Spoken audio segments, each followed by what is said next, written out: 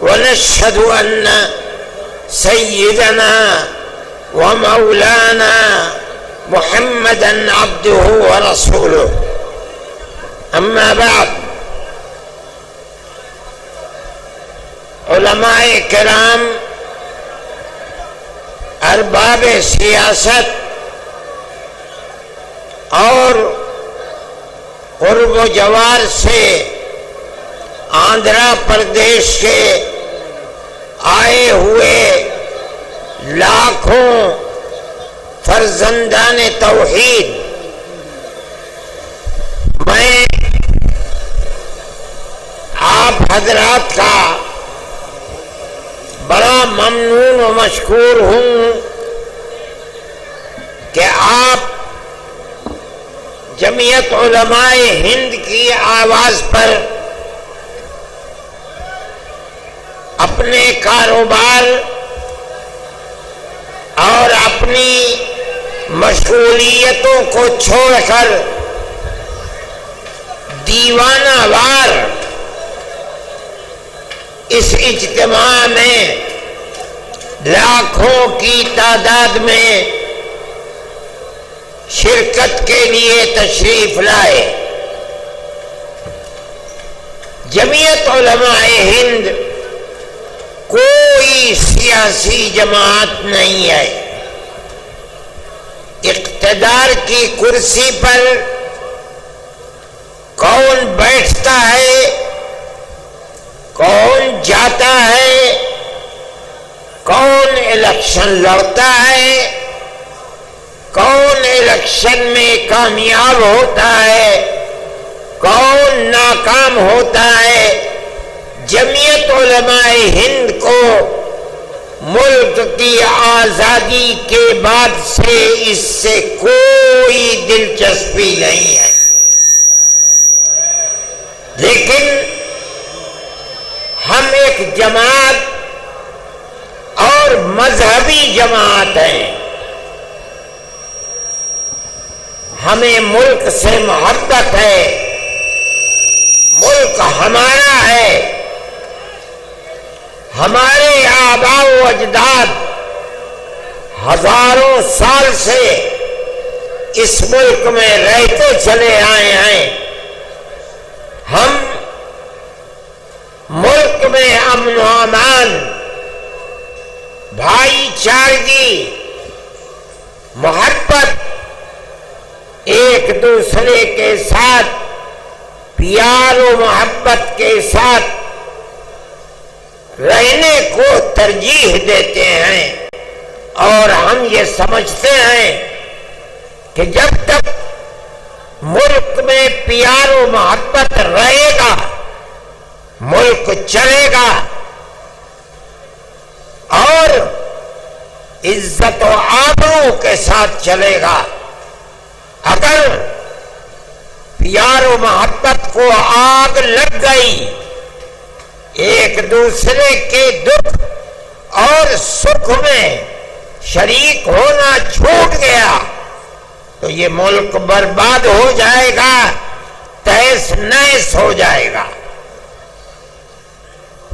ہم نے اسی لیے آپ کو دعوت دی تھی، اگرچہ حضرت مولانا خالد صاحب نے ملک کی آزادی کے سلسلے میں آپ کے سامنے حقائق کو رکھا ہے، آپ نے سنا ہے، لیکن یہ بات بھی بتائی کہ ہم نے دلی کے اجلاس میں یہ سمجھ کر کہ ملک کی حکومت جو یکساں سول کوڈ یعنی یونیفارم سول کوڈ کا نعرہ بلند کر رہی ہے، وہ گورنمنٹ اس وقت اپنے پیر کے اوپر کھڑی ہوئی نہیں ہے، بلکہ دو بیساکھیوں کے اوپر ہے۔ ایک بیساکھی بہار میں نتیش گورنمنٹ آئے اور دوسری بیساکھی آندھرا پردیش کے اندر چندرا بابو نائیڈو جی کی بیساکھی آئے. ہم یہ چاہتے تھے کہ ہم ان دونوں پارٹیوں کو یہ بتائیں کہ ملک کے اندر جب تک ملک کے دستور کی حفاظت نہیں کی جائے گی اس وقت تک ملک اپنے پیر پر کھڑا نہیں رہ سکتا. ہم نے ایک اجلاس بہار میں کیا یہی چیز بتانے کے لیے. ہم نے دلی کے اجلاس میں یہ بات کہی تھی کہ ہم چندرا بابو نائیڈو جی کا جو وطن ہے ہم کڑپا کے اندر اجلاس کریں گے اور اس جلسے کے اندر 5 لاکھ آدمی جمع ہوں گے. اگرچہ جمعیت علماء ہند نے آج سے پہلے کبھی ملک کی آزادی کے بعد ملک کی آزادی سے پہلے کڑپا میں کبھی کوئی ایسا اجتماع اور جلسہ نہیں کیا تھا، لیکن ہم یہ سمجھتے ہیں، ہمارا عقیدہ ہے، ہم اس بات کو جانتے ہیں کہ ملک کا مسلمان اپنے ملک کا وفادار ہے، وہ ملک کے اندر امن و امان کو قائم رکھنا چاہتا ہے. ہم نے 5 لاکھ آدمیوں کو دعوت دی اور آج اس جلسے میں 5 لاکھ سے زیادہ لوگ جمع ہیں. آنا جانا مشکل ہے، چلنا پھرنا مشکل ہے. مجھ کو شہر سے یہاں تک آنے میں 5 گھنٹہ لگ گیا، جبکہ کتنی گاڑیاں پولیس کی میرے ساتھ تھی. سارے راستے بند ہیں. میں یہاں آ گیا. میں خوش ہوں اس بات سے کہ آپ اتنی بڑی تعداد میں یہاں آئے. ہمارا جو جلسہ تھا، ہم نے جو بات 1 مہینے پہلے دلی میں کہی تھی وہ بات ہماری پوری ہو گئی.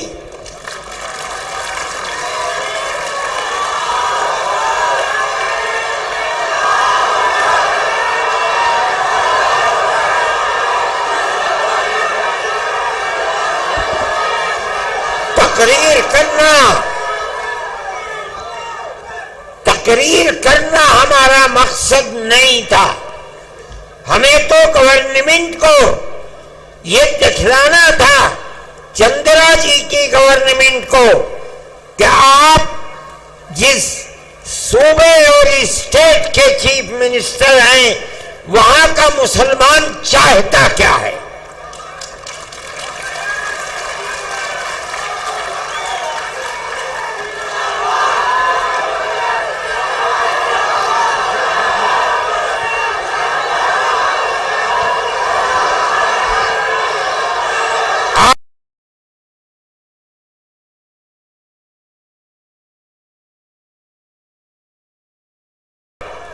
جمعیت علماء ہند کی آواز پر جمع ہو گئے. ہمارا مقصد پورا ہو گیا. ہم یہ سمجھتے ہیں کیا ہم یہ سمجھتے ہیں کہ آپ کے یہاں جمع ہونے کی آواز صرف اس پردیش ہی میں نہیں، پورے ہندوستان میں نہیں، پوری دنیا کے اندر پہنچ رہی ہے.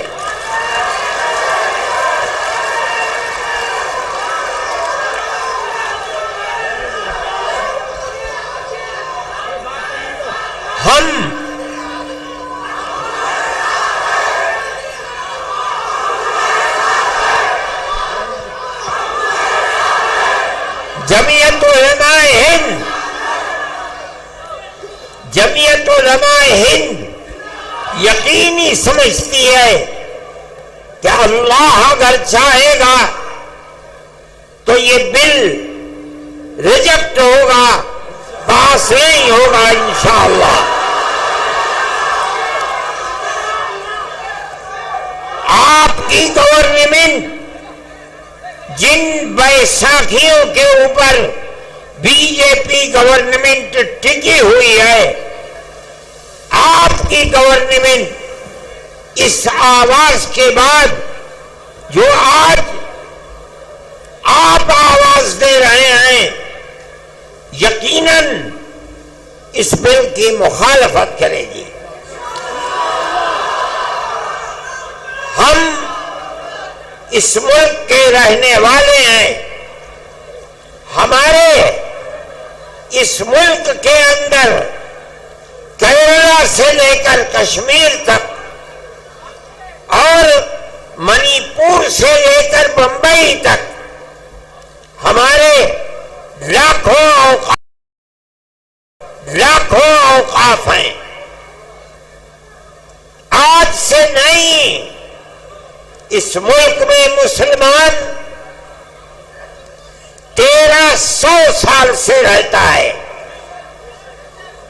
1300 سال سے کیرالہ سے لے کر شمالی ہندوستان تک، مغربی ہندوستان سے لے کر مشرقی ہندوستان تک 1400 سال سے ہمارے اوقاف ہیں۔ بڑی بڑی مسجدیں ہیں، دلی کی جامع مسجد سے بادشاہوں کی بنائی ہوئے بڑی بڑی مسجدیں ہیں۔ آج تک قانون یہ تھا کہ جو قبرستان ہے یا مسجد ہے یا خانقاہیں ہیں، اگرچہ ان کے کاغذات نہیں ہیں، لیکن ان کی صورت یہ بتا رہی ہے کہ وہ مسجد ہے، اس کا مطلب ہے کہ وہ مسلمانوں کا وقف ہے۔ اس لیے جو پرانا دستور تھا وقف کا، اس میں یہ بات لکھی ہوئی ہے کہ جو مسجد ہے اس کو وقف مانا جائے گا۔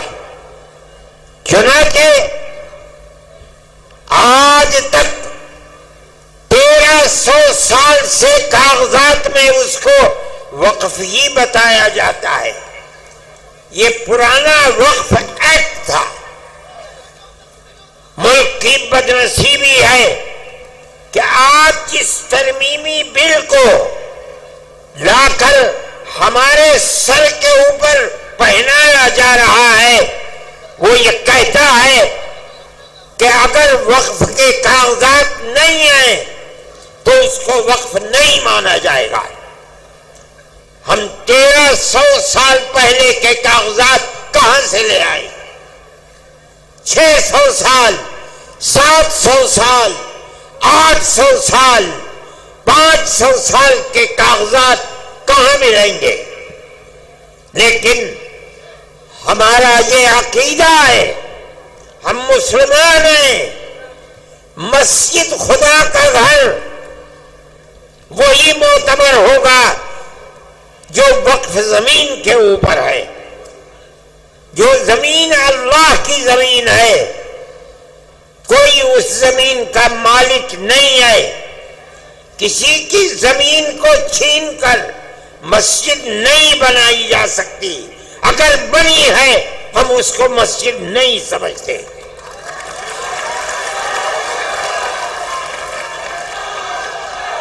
مسجد خدا کا گھر وہی ہے جو خدا کی زمین کے اوپر ہے۔ جو اللہ کی زمین پر نہیں ہے ہم اس کو مسجد نہیں مانتے۔ بابری مسجد کا مقدمہ 50 سال تک جمعیت علماء نے لڑا ہے۔ فیض آباد اجودھیا کی عدالت سے لے کر لکھنؤ تک، الہ آباد تک اور الہ آباد سے سپریم کورٹ دلی تک کروڑوں روپیہ خرچ کیا تنہا جمعیت علماء ہند نے. ہم کہتے تھے کہ اکھاڑے والے یہ کہہ رہے ہیں کہ یہاں مندر تھا، بابر نے مندر کو توڑ کر مسجد بنائی ہے. ہم کہہ رہے تھے، ہم نے عدالتوں میں کہا، پلیٹ فارموں پر کہا، سپریم کورٹ میں کہا کہ اگر یہ قانوناً ثابت ہو جائے کہ بابر نے مندر کو توڑ کر رام مسجد بنائی ہے، ہم چھوڑ دیں گے. لیکن اللہ کو کچھ اور منظور تھا. مسجد کی کھدائی ہوئی کوئی چیز نہیں ملی. جب سپریم کورٹ کا فیصلہ آیا تو مکمل فیصلہ ہے، لکھا ہوا، اعلان ہوا اس کا کہ مسجد اپنی جگہ پر مسجد ہے، کسی مندر کو توڑ کر مسجد نہیں بنائی گئی.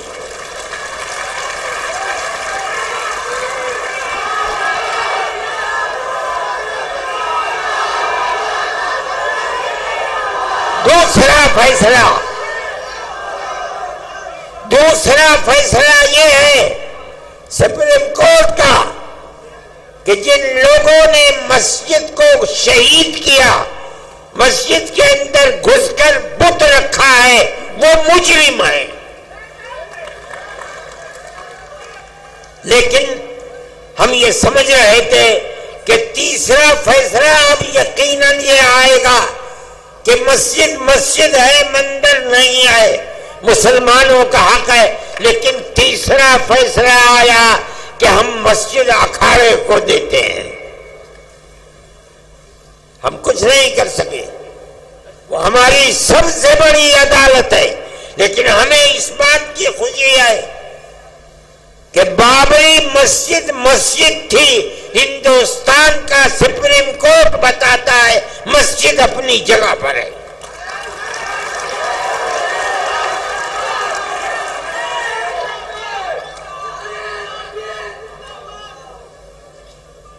آج اس کو مندر بنا دیا، لیکن پوری بی جے پی اس کو اپنے الیکشن کا معیار نہیں بنا سکی. بے آباد ہے. اجودھیا کو یہ سمجھا جا رہا تھا کہ وہ ملک کی مذہبی دارالسلطنت بن جائے گا، لیکن کوئی نہیں، نہ آنے والا نہ جانے والا. میرے بھائی، جمعیت علماء ہند ملک کے اندر امن و امان کو قائم رکھنا چاہتی ہے. ہم سڑکوں پر نہیں اترے، ہم نے کوئی احتجاج نہیں کیا. سپریم کورٹ ہمارا ہے، ہمارے ملک کی سب سے بڑی عدالت ہے. ہم یہ سمجھتے ہیں کہ اس کا یہ فیصلہ اگرچہ بابری مسجد اکھاڑے کو دے دی گئی، لیکن اس کا یہ فیصلہ کہ مسجد اپنی جگہ پر ہے، مندر توڑ کر نہیں بنائی گئی. ساری دنیا جو چاہے کہے، ہم کہتے ہیں کہ ہم جیت گئے، ہم ہارے نہیں ہیں.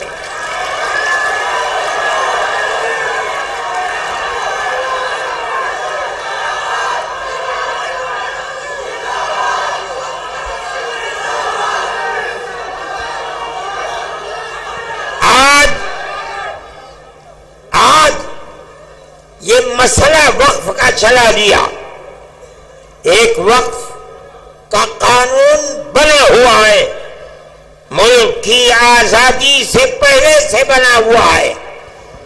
اس کے اندر جمعیت علماء نے اپنے بڑے بڑے اجتماع کر کے اس کی کمزوریوں کو دور کرایا، اور آج وہ قانونی بل ہے.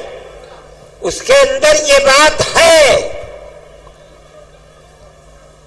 وقف بائی یوزر کہ جو وقف کی حیثیت سے، مسجد کی حیثیت سے، درگاہ کی حیثیت سے،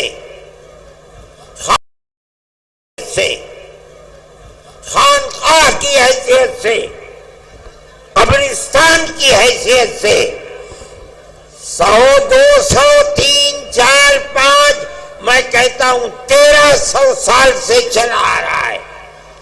اس کے کاغذات ہیں یا نہیں ہیں؟ چونکہ اس کی صورت وقف کی ہے، اس کی صورت عبادت گاہ کی ہے، سینکڑوں سال پرانا ہے، اس لیے اس کو وقف ہی مانا جائے گا. اسی قانون پر عدالتوں کے فیصلے ہیں، وقف کونسل کے فیصلے ہیں، وقف بورڈ کے فیصلے ہیں. کیوں؟ اس لیے کہ ہندوستان میں مسلمان اسلام کا ماننے والا ہے. قانون یہ ہے کہ جو وقف ہے وہ وقف ہی رہے گا.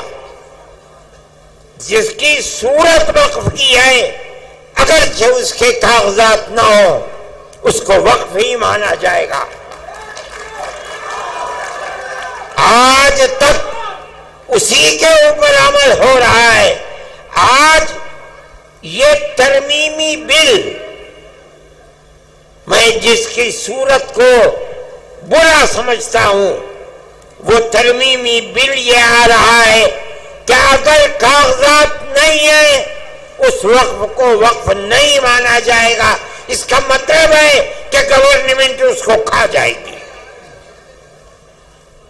ہمارے ہزاروں اوقاف، لاکھوں اوقاف 800 سال، 700 سال، 600 سال پرانے بڑی بڑی مسجدیں ہیں اور ان سے ملحقہ زمینیں ہیں جن کو یہ گورنمنٹ کھانا چاہتی ہے. ہم نے آپ کو جمع کیا ہے تاکہ آپ اپنی صوبائی گورنمنٹ کے سامنے اپنے اس نظریے کو رکھیں کہ مذہبی اعتبار سے ہمارے اوقاف ہیں. اس کے خلاف اگر کوئی نیا بل آتا ہے جو ہماری ان اوقاف کو ہڑپ جانے کے لیے قانون بناتا ہے، ہم اس قانون کو قبول کرنے کے لیے تیار نہیں ہیں. نعرہ تکبیر، جمعیت علماء ہند، مولانا ارشد مدنی.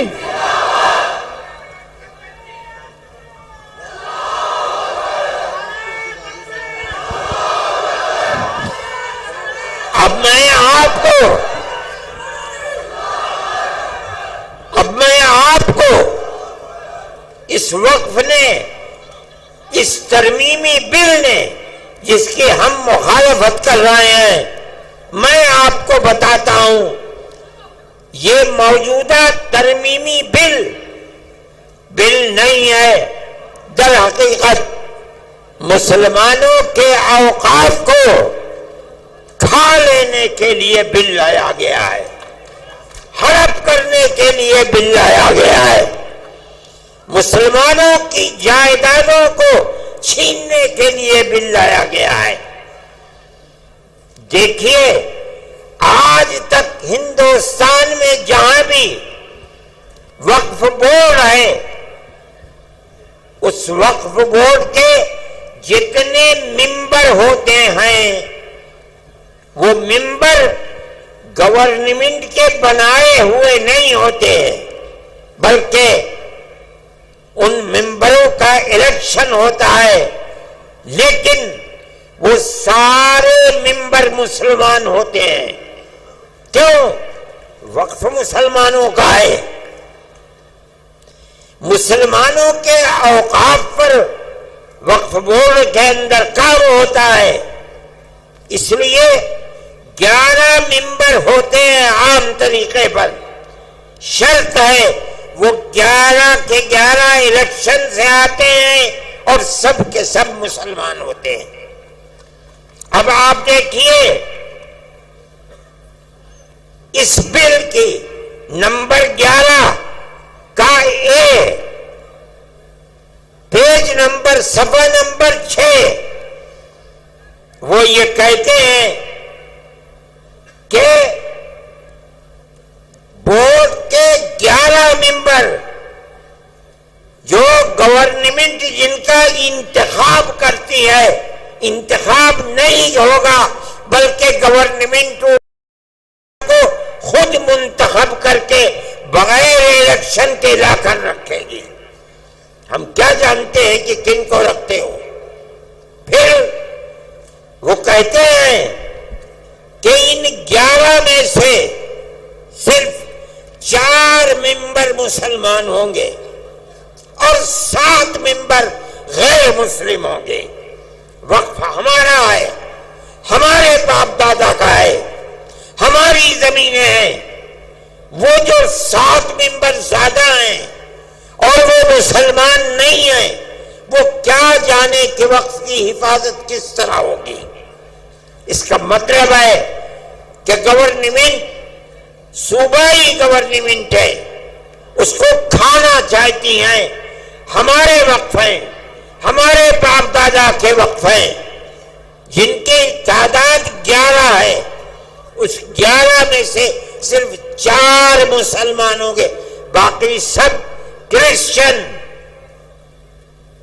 ہندو اور کون کون ہوتے ہیں۔ مگر سوال یہ ہے کہ ہمارا وقف کس طرح محفوظ رہ سکے گا؟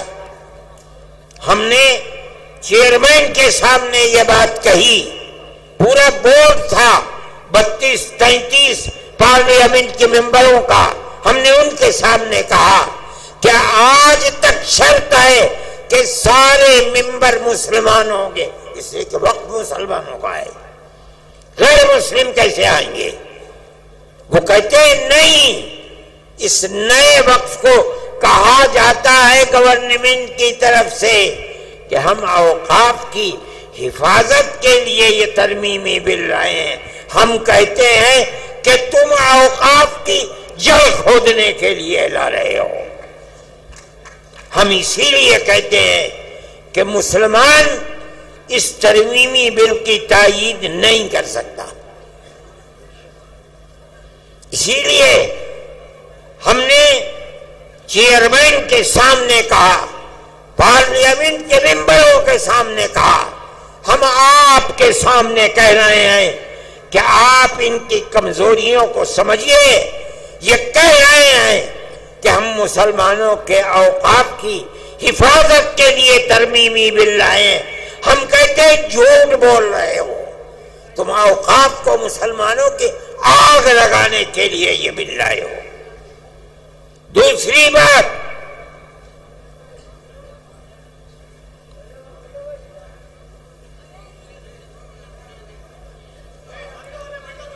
وقف کونسل کے اندر یہ دفعہ نمبر 9 بل کی صفحہ نمبر 5، سینٹرل وقف کونسل، اس کے 22 ممبر ہوں گے۔ یہ دوسری چیز ہے، ان 22 ممبران کے اندر وہ کیا کہتے ہیں؟ نمبر 1 9B کہتے ہیں 3 ممبران پارلیمنٹ ہوں گے۔ ان کا مذہب کیا ہوگا؟ کچھ نہیں ہے۔ پھر فرماتے ہیں 2 جج ہوں گے، مذہب کی کوئی قید نہیں، 3 اور 2 5۔ 1 وکیل ہوگا جس کو گورنمنٹ لے کر آئے گی، مذہب کی کوئی قید نہیں۔ 6 4 وقف کے ماہر ہوں گے، مذہب کی کوئی قید نہیں۔ 6 اور 4 10 مرکزی حکومت کا 1 ملازم ہوگا، مذہب کی کوئی قید نہیں ہے۔ 11 اور ایک انچارج اس کا یونین منسٹر ہوگا، 12، کوئی قید نہیں۔ اور پھر لکھتے ہیں 9C کے اندر 10 مسلمان ہوں گے۔ آپ کیا سمجھے؟ مسلمانوں کا وقف بل ہے جس کو لا رہے ہیں، لیکن اس کے اندر 10 مسلمان اور 12 غیر مسلم ہیں۔ مسلمانوں کی تعداد کم کیوں ہے؟ اگر ووٹنگ ہوگی اکثریت کدھر جائے گی؟ وقف ہمارا ہے، ہمارے باپ دادا کا ہے۔ جس طرح ملک کی آزادی کے بعد سے آج تک وقف کونسل کے اندر، وقف بورڈ کے اندر سب کے سب ایک یونین منسٹر کے علاوہ سارے مسلمان ہوتے تھے۔ گورنمنٹ کی طرف سے ان کو داخل نہیں کیا جاتا تھا، ان کا الیکشن ہوتا تھا۔ آپ کو وہ قانون کیوں خلاف لگتا ہے؟ ہمارے باپ دادا کا وقف ہے، مسلمان اس کے انچارج ہوں گے، مسلمان ان کے اپنے اوقاف کے رکھوالے بنیں گے۔ ہم اسی لیے اس کی مخالفت کرتے ہیں۔ اور آگے چلیے، فرماتے ہیں وقف کے بارے میں مختصر کر کے بتاتا ہوں۔ وقف کے ہونے یا نہ ہونے کا فیصلہ وقف بورڈ کیا کرتا ہے۔ یہ پرانے وقف بورڈ کے دستور کی 40ویں دفعہ ہے کہ کوئی زمین ہے، عمارت ہے، اس کو لایا گیا کہ یہ وقف کی عمارت ہے، اس کا فیصلہ کون کرے گا؟ وقف بورڈ کرے گا۔ یہ جو موجودہ ترمیم ہے، اس کا دفعہ نمبر 20 صفحہ نمبر 9 یہ کہتا ہے کہ ہم دفعہ 40 کو ختم کرتے ہیں۔ کیا مطلب؟ بورڈ کو یہ اختیار نہیں ہے کہ وہ کسی چیز کے وقف ہونے کا فیصلہ کرے۔ یہ فیصلہ ہمارا ہوگا، گورنمنٹ فیصلہ کرے گی یا کلکٹر فیصلہ کرے گا، وقف بورڈ فیصلہ نہیں کرے گا۔ وقف بورڈ کے ناک، کان، ہاتھ، پیر کاٹ دیے گئے۔ آگے کہتے ہیں 3 دفعات ہیں۔ دفعہ 107 آج کے وقف کے اندر یہ دفعہ ہے 107۔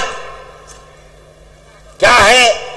اگر کسی آپ کے شہر کی عمارت میں کوئی آدمی 50 سال سے قبضہ کیے ہوئے ہے، اتنے لمبے قبضے، اتنا حق ہو گیا کہ اب اس جائیداد کو جو چھوڑا نہیں سکتا۔ یہ قانون ہے 1963 کا۔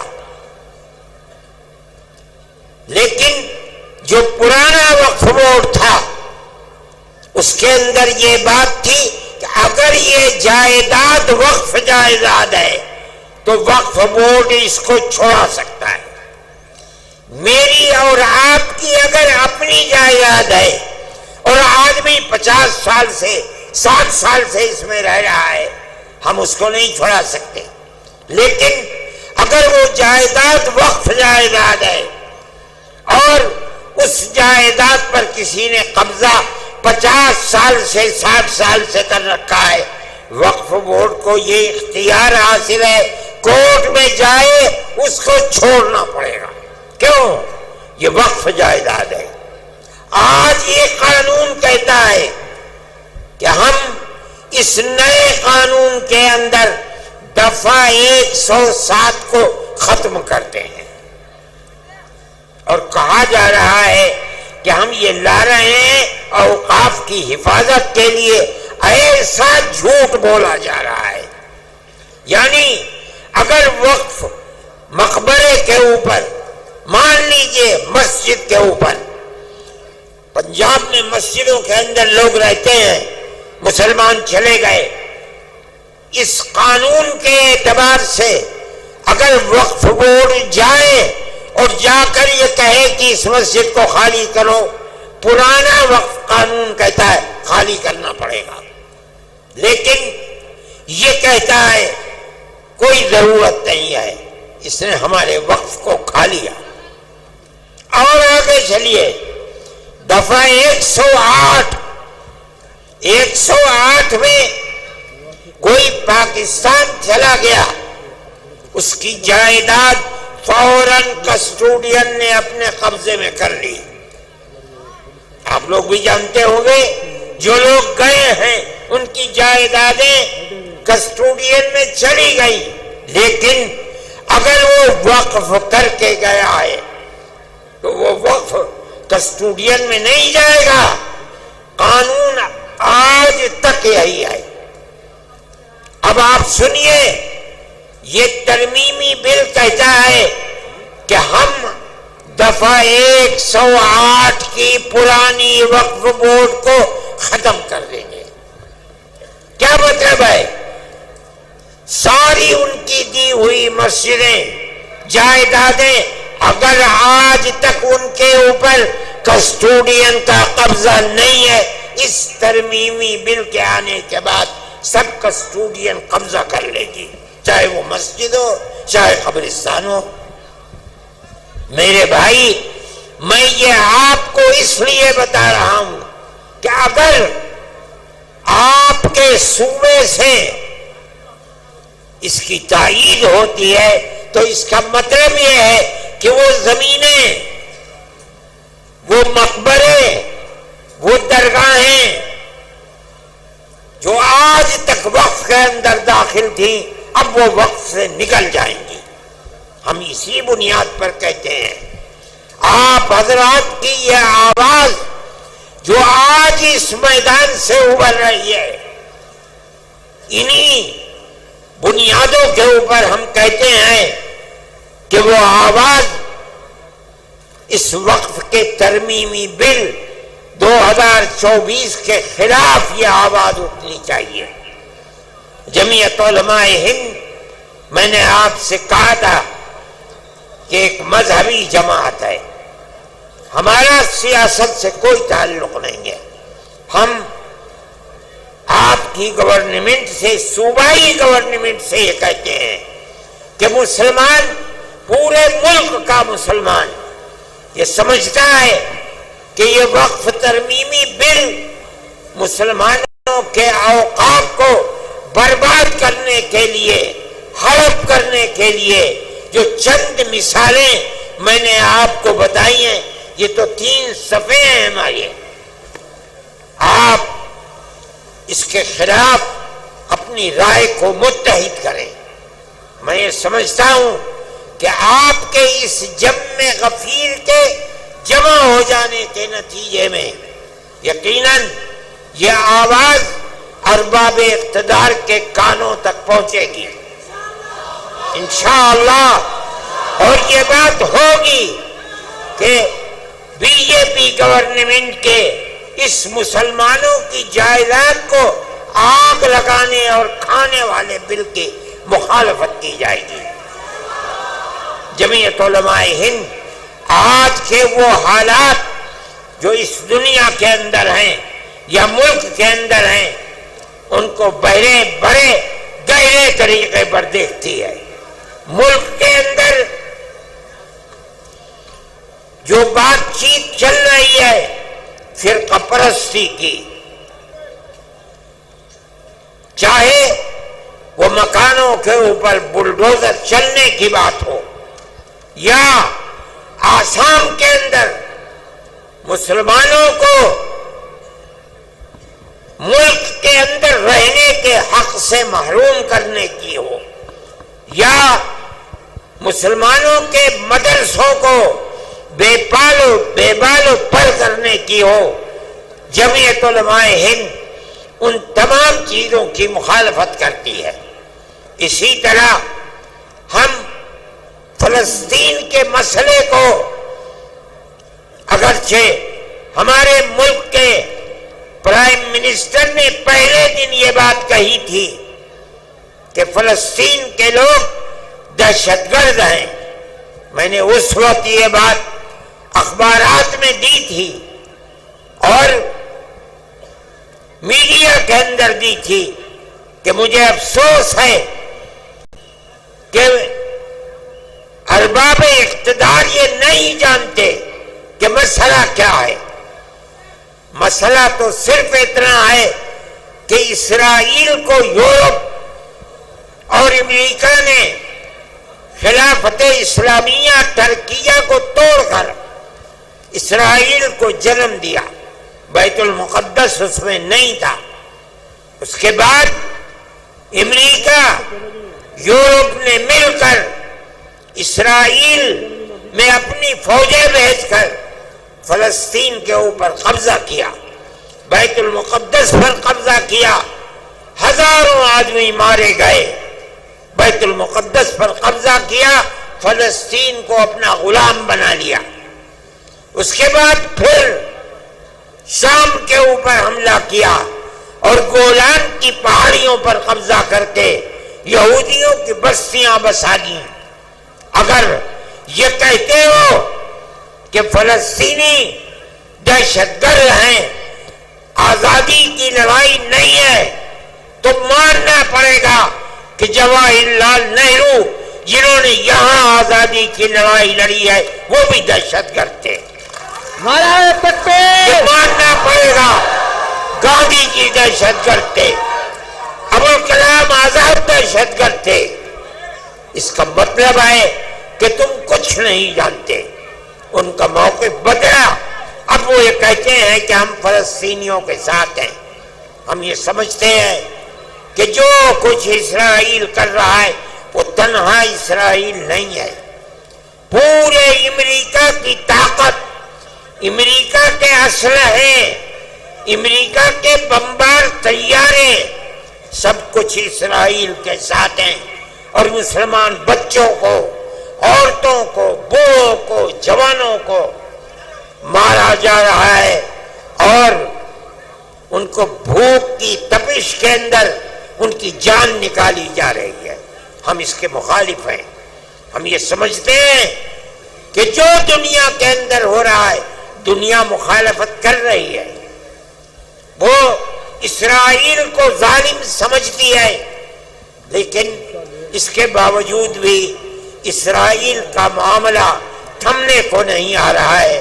ہم مخالف ہیں، دنیا میں سب کو جینے کا حق ہے، اسی طریقے سے فلسطینیوں کو بھی جینے کا حق ہے۔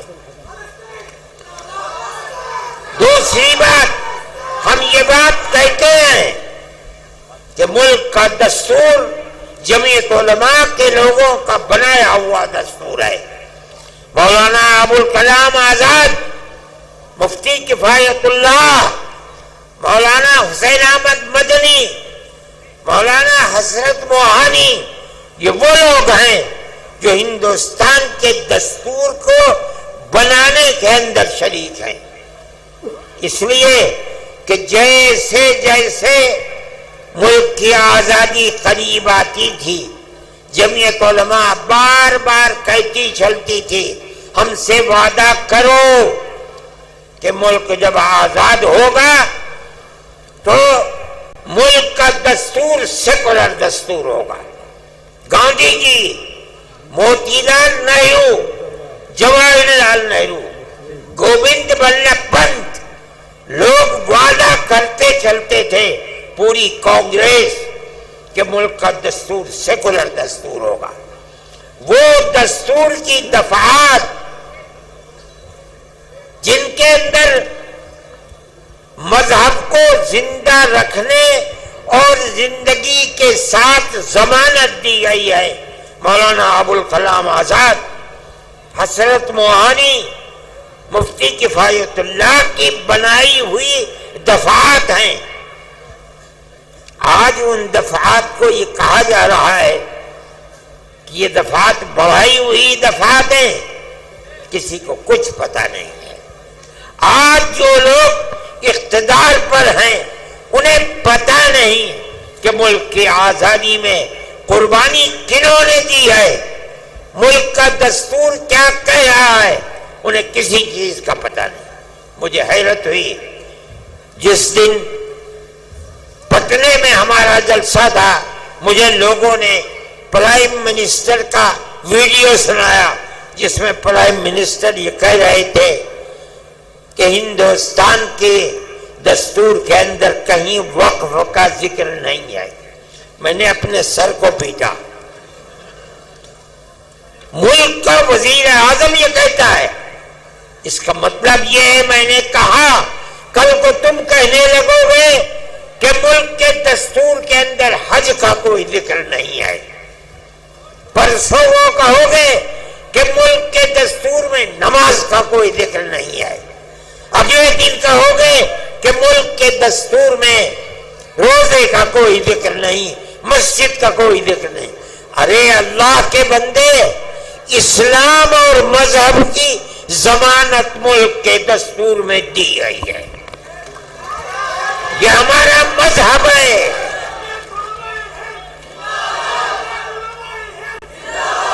مگر میں کیا کہوں, میری سمجھ میں نہیں آتا کہ آج جو لوگ اقتدار کی کرسی پر بیٹھے ہیں انہیں مذہب ہی کا نام نہیں آتا, نہ وہ کچھ جانتے ہیں. ہمیں ہمارے مذہب کی ضمانت دی گئی ہے. ہم اس ملک میں زندہ ہیں, یہیں مریں گے, یہیں پیدا ہوئے ہیں. اور مولانا ارشد مدنی, ہندوستان, نعرہ تکبیر, آئین ہند. اپنے مذہب کے ساتھ زندہ رہیں گے. ہمارا ایمان ہے, ہمارا مذہب مرنے والا مذہب نہیں ہے. جنہوں نے ہمارے مذہب کو مارنے کے لیے اپنے تیر و تفنگ چلائے ہیں وہ خود مٹ گئے مذہب اسلام سے.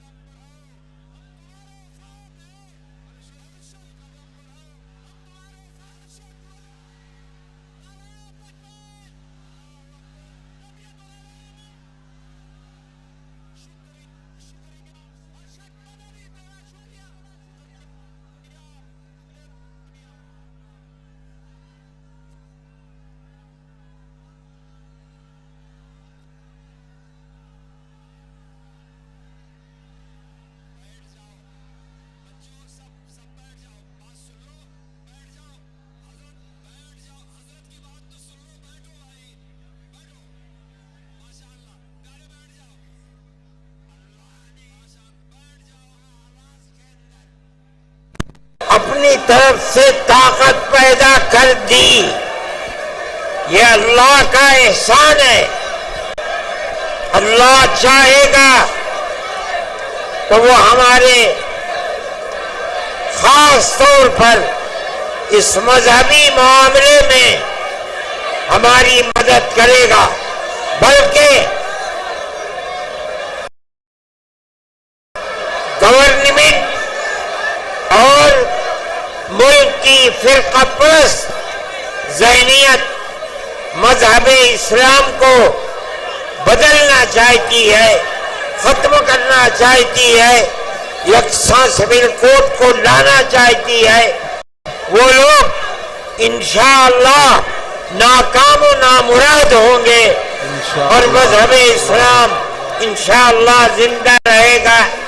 میں آپ سب کا اور جن لوگوں نے اس اجلاس کے لیے دامیں درہمیں سخنیں مدد کی ہے، میں ان سب کا اور انتظامیہ پولیس والوں کا ارباب سیاست کا جو یہاں ہیں، میں اپنے دل کی گہرائیوں سے ان سب کا شکریہ ادا کرتا ہوں. اللہ تعالی آپ حضرات کے آنے کو قبول فرمائے. آپ جس طرح خیر و عافیت کے ساتھ آئے ہیں، آمین کہو حضرت. دعا فرما رہے ہیں. خیر و عافیت کے ساتھ دعا ہو رہی ہے. آمین کہو. دعا ہو رہی ہے. سکون سے آمین کہیں. جہاں جہاں ہمارے والنٹر اور پولیس والے ہیں وہ اپنا محاذ سنبھال لیں تاکہ مجمع سکون سے نکل جائے. حضرت دعا فرما رہے ہیں. اللہم انا نشہدک انت آمین اللہ آمین لا الہ الا انت آمین